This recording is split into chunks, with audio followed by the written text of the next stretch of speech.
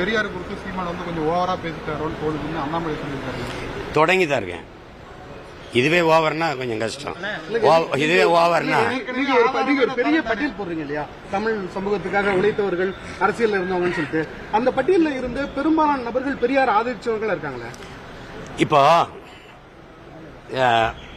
இவரை நம்பலாமா கூடாதா எப்படி தெரியும்? நம்பி பார்த்தா தான் தெரியும் இல்லையா?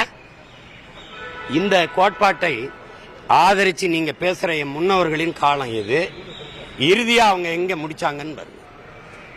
இப்ப நான் எங்க இருந்தேன்? அங்கதான் இருந்தேன். இப்ப ஏன் எதிர்க்கிறேன்?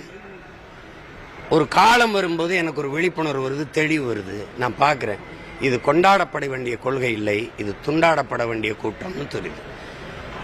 புரியுதா? இது கொள்கைக்காக வந்தவன் இல்லடா, நம்மளை கொள்ளையடிக்க வந்தவன், கொல்ல வந்தவன் தெரியும் போது